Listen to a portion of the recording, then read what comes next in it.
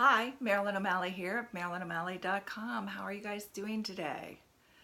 One of the things I'm going to ask you to do is when I'm talking to you on the video, if you can respond out loud or type in a comment as you're listening to it, it actually helps you to take in information and be engaged so you can learn what I'm sharing or start processing it in a different way than if you don't engage. So if you really want to get some content out of this, I hope you will do that. So just comment underneath on the YouTube or just say things out loud or write them down will help you. So today I am going to talk about am I lovable? And I want to say that this is a question that most of you probably wouldn't ask yourself, but I find that it's usually the root of a lot of problems and conflicts and challenges that we have, and it's has to do with your self-esteem, with issues around money, relationships, career, your health. So it affects a wide range of areas, and I'm going to share with you today 3 ways for you to learn that you are lovable. And but I'm going to ask you some questions right now to see if this pertains to you. If you unconsciously are believing that you are unlovable or not enough to be loved. So here are some questions. Do you say to yourself or others, "No one loves me"? Did you have parents or caretakers who you could never please no matter what? Do you base your lovability on how people treat and react to you? Are you needing other people's validations that you're lovable? If so, then you're not thinking you're lovable. Are you a people pleaser? Are you putting the needs of others before you?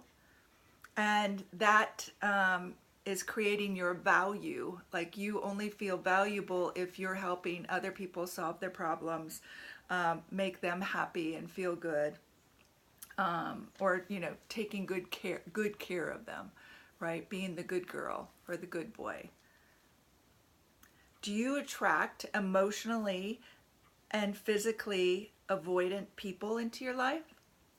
Can't find the love of your life because nobody's really available for you. They're not the right one. You keep calling in the same person that doesn't show up, can't be there for you. Do you frequently feel shame, embarrassment, and or disappointment with yourself? Are you a perfectionist? And so a perfectionist never feels good enough, never feels it's enough, never feels the job's done. So if you answered yes to any of these questions, just even one, then you have a lovability challenge here. And so I want to make you aware of it, because when you're aware of it, now we can do things to change that. And I want to share with you, you have been programmed for conditional love. This is very important. You have, and you believe love is conditional. So you've been taught that I need to do this in order to get loved. And, or I need to do this and get feedback from others in order to feel that I'm good enough and therefore lovable enough. So it's you are deciding whether you're worthy or deserving of being loved. And a lot of this, again, is going on unconsciously. We don't even know we're doing this. So I'm going to give some examples of ways that we're conditioned or things that happen. I'm going to share little things from my clients. So one was born into a family that girls didn't matter. Only the boys did. So the boys got to go out and do everything, and even the mother was like, you don't really matter as much as the boys matter. And again, the parents, I want to say this, on the whole, parents are doing what they've learned and how they've been programmed. So we're not, and it's just not the parents. I'll be sharing more with you where this comes from too.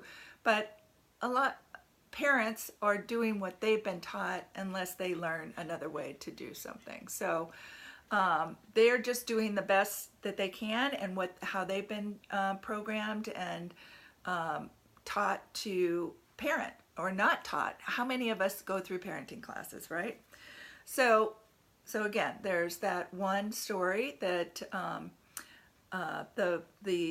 a daughter was born, and daughters don't matter in the family. It's the boys that matter. And so she was really emotionally and physically neglected compared to the boys. Another was born into a family where there was alcoholism and mentally ill mother, and they didn't want her. They told her, we didn't want you. So she grew up not being told that she wasn't wanted, and she was kind of like, it was kind of like the Cinderella story in some ways, except it was her mother, that she had to take care of her mother and meet her needs and everything, and she didn't matter. So she grew up thinking she was unlovable and was not enough. There's another where drug addiction, and the mom would have the daughter go dance, 13-year-old go dance in strip clubs to get money so she could get her heroin. And then so those are some drastic things, and then there's just regular parents, right? There's just regular parents like you and me who do things and, you know, want things a certain way, and again, we're doing what we know, and we have certain conditions, and it's just coming across to the children that it is not, you're not good enough. If you grew up with a narcissistic parent, wide range of narcissism, but if there was a parent that you could never please, and that didn't show you the time of day, there was a lot of people who grew up with a father that thought his job was to go to work and come back and not really be involved in the family. That was the wife's or the mother's business, was with the kids, and they just were work, money. We're on this treadmill, and so not a lot of time, and so the kids don't feel they're deserving. One of my things was that my dad and mom divorced when I was 4, and later, you know, learning that my dad never paid child support, and I was just thinking, how could a father never, you know, take responsibility and help support their child? So there must be something wrong with me. Another example I'm going to give you is being highly sensitive, because a lot of you guys are highly sensitive, and so we grow up with people making fun of our sensitivity. And so again, we kind of feel like there's a part of us that is not enough. We're not strong enough to deal with the things that other people don't seem to be bothered by, that we see is very disturbing to us, or irritating, or overwhelming, or overstimulating. So we can grow up thinking we can't handle life in a way, and so we start to think of ourselves as weaker and not good enough, and something's wrong with us. And so again, that can come off as unlovable. And then also there's, in other countries too, there's, you know, who do you think you are to think that you have anything above anybody else, you know, where you're taught that it's, you know, everybody's the same, you can't brag, don't get a big head, those sort of things, which, you know, you stop being you, and then you feel unlovable because now you're showing up however the people around you want you to show up. And then there's also, you're too much.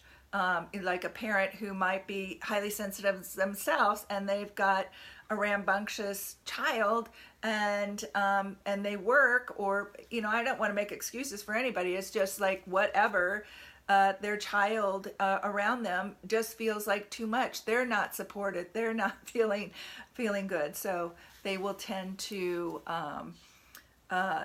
those things will make you feel as I'm unlovable as my rambunctious self. I'm unlovable if I'm thinking I have, I'm a great artist, or I have something to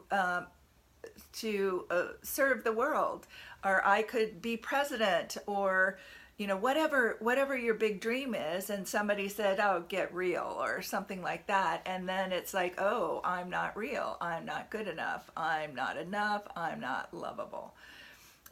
So those are some examples of what can happen, and I'm going by my notes because it's a lot for me to remember, and I'm trying to stay very specific here. So I'm going to share 3 ways with you for you to know, uppercase knowing, know inside your body that you are lovable.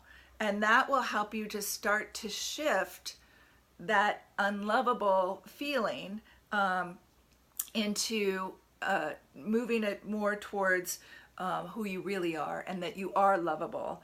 And it'll also start to help you see the programming that you're getting and that you got and received growing up. And once you start to see the programming, then you'll start to see it all over. And again, that logic, seeing the logic, oh, that's my programming. If you think back on your family and different experiences that you had, which I will share with you too here, that are influencing you constantly about this, then you'll start to see that, and now you can counter it with the three reasons you are lovable. So let me see what else. But first, I want to share with you the benefits of knowing you are lovable, because I have 10 here, and I'm sure there's more. So number 1 is your life force energy expands. The light in you expands. The energy in you just goes right up. You'll feel more connected to everything around you. You'll feel more connected to people, to nature, to possibilities, to source or God, whatever. You'll just feel that connection. You'll be more creative, because what happens is when you don't feel lovable, your mind is actually stressed out because you're feeling alone. And it feels, if you're alone, and we go back to tribal days, or if we were out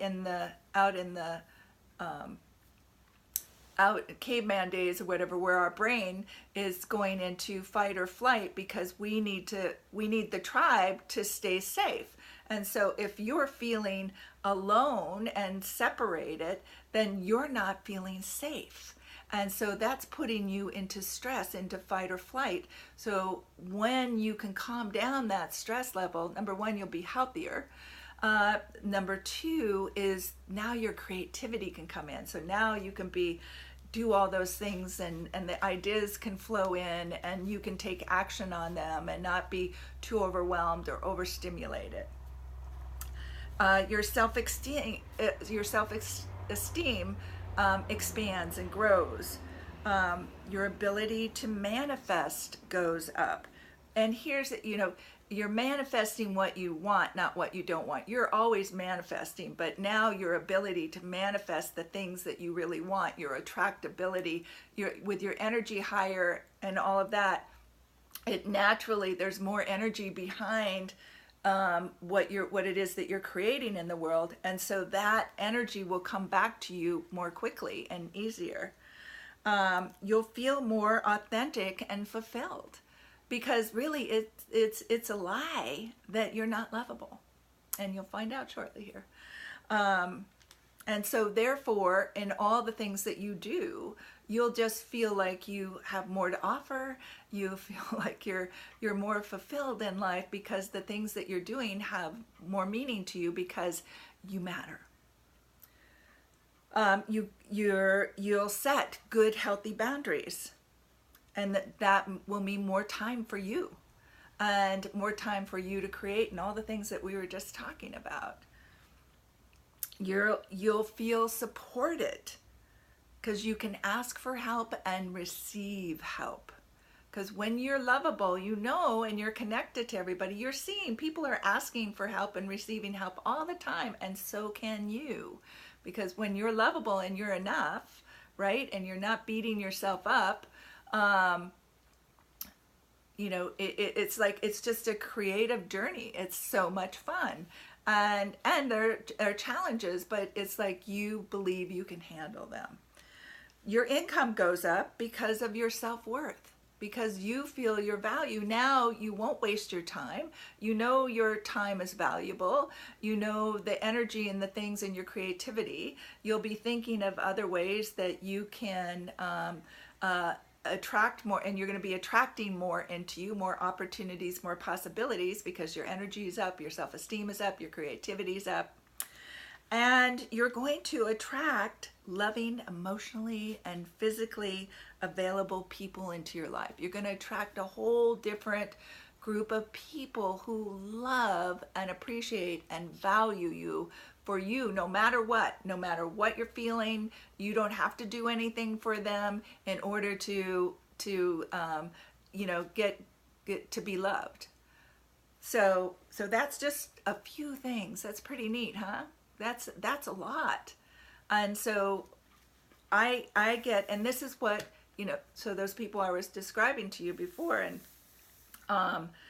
other clients that I work with, this is what they get out of changing that programming, turning things around in their life, and really getting to those core issues, right? That I'm not lovable. Because I can ask a lot of people, I'll ask a lot of people a lot of times, do you feel like you're enough? Oh yeah, sure. You know, because our conscious mind is like, gets that. And I'll be, and do you feel like you're lovable? Oh yeah. And then I'll start talking about relationships or money or health or, you know, again, perfectionism and all of that. And then what do we come? It comes down to a basic thing that I am not lovable. So that's unconscious. You didn't even know that you were thinking that or even feeling it, but you didn't feel good, right? Okay, so the 3 ways to know that you are lovable. So one is, you were born lovable. You were born that way. I want you to get that. You know, think about it. When a baby comes into the world, is there anything that makes that baby unlovable? If a baby animal comes into the world, if a flower sprouts, you know, is there anything, is there any way that you can think that baby would not be lovable? No. You come into the world, and like I said, you get programmed. You were taught that you were unlovable. And I want to share, I'll share that in a few minutes, about all the different ways that you were taught besides your parents, because you're being bombarded with ways that you're not enough, and you've got to do all these things in order to be lovable or likable, or, you know, it's amazing what goes on. So number 1, just doing that. And listen, we can change. So the unconscious, I'm not lovable, is in your unconscious, subconscious mind. And so to reach those, actually the subconscious mind likes logic. So if you're pointing out, look, I was conditioned here and here, and I came into the world worthy, good enough, and lovable, just being born. Somebody taught me that the opposite, and that's a lie. So the second one is, we are connected energetically to everything. We are one energetically. So, and if we're one, and some of you might have trouble with this, I don't know, but you know, if source is everything, or God, or the quantum field, whatever you want to call it, and we come out of that, we're all part of that. And that energy is love. You are love. You come in, you are love. There is love filling you all the way through, into every cell of your body. And I want to say also in this, can you see love in others? Can you see the love in other people? Can you see people loving? Can you feel it? Can you know it in them? Can you see that they're lovable? Well, so are you. If you can see it, you can feel it, you are. It resonates. You're resonating. You're energetically resonating with that energy. You know it. You are it. You are it. And do you love others?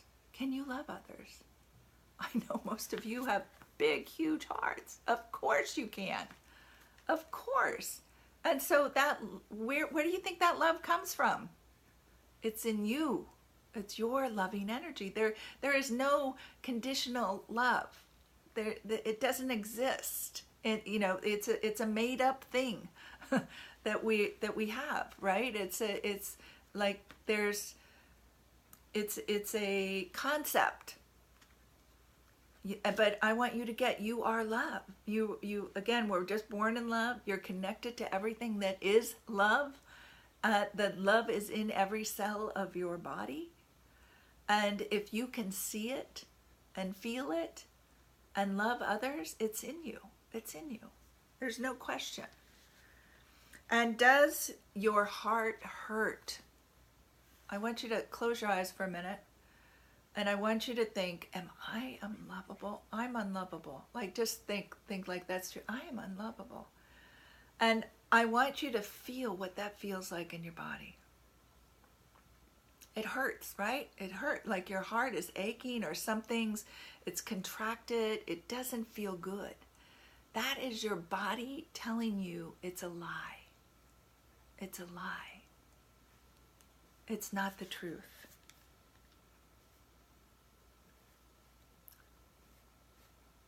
Now open your eyes.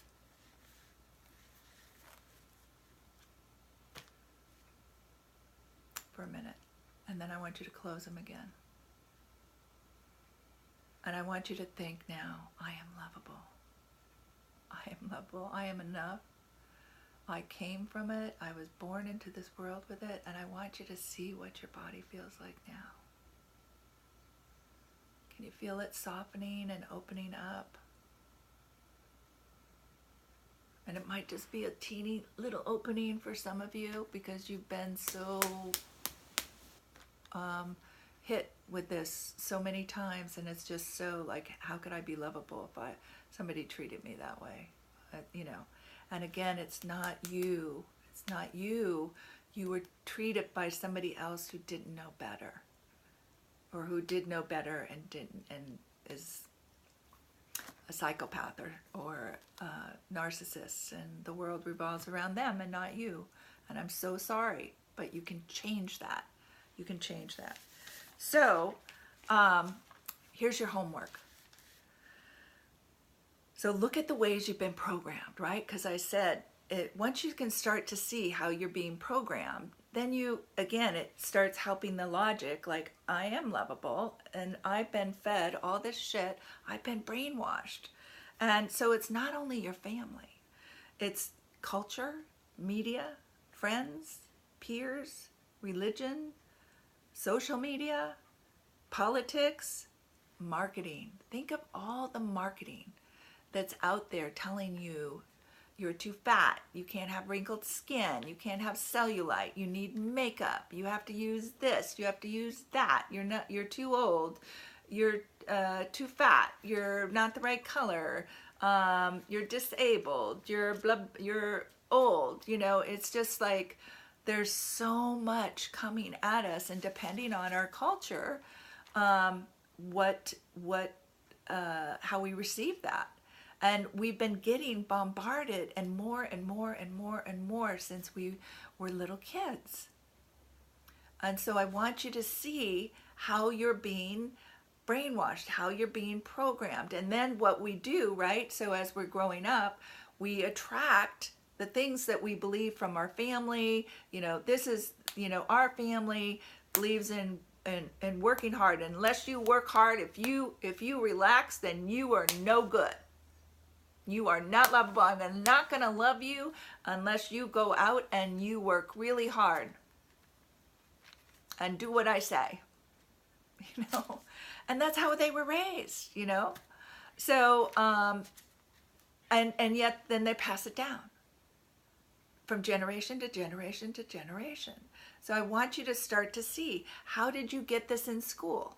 What about culture? What's the equality of men and women in the workplace, at home, raising kids, their value in society? What's the value of older people? And some societies, they're the wisdom keepers.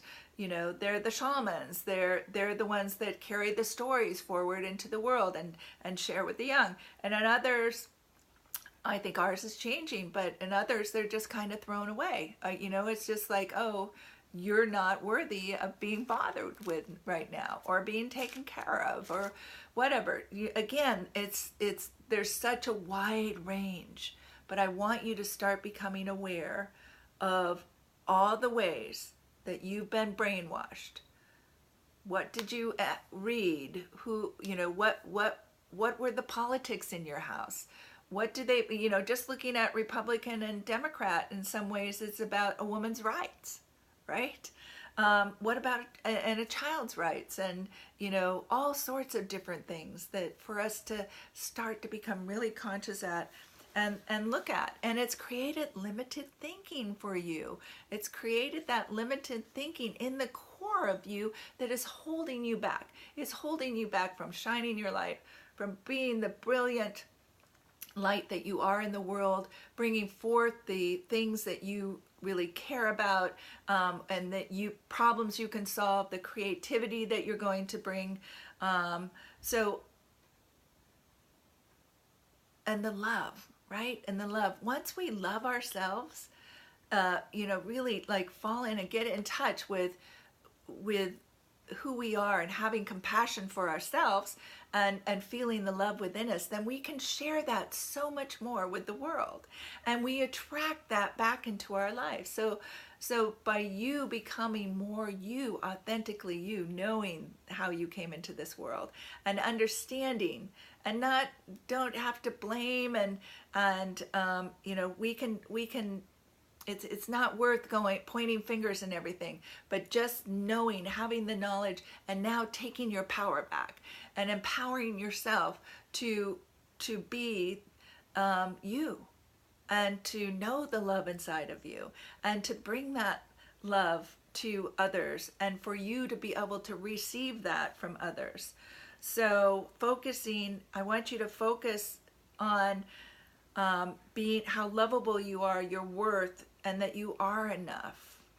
You really are enough, instead of the other things that focusing the other way, that you're not enough and you're not lovable in those different ways. So you'll end up making new choices. You'll end up feeling freer. You'll end up being more creative, and just being on the journey of your life where you're supposed to be.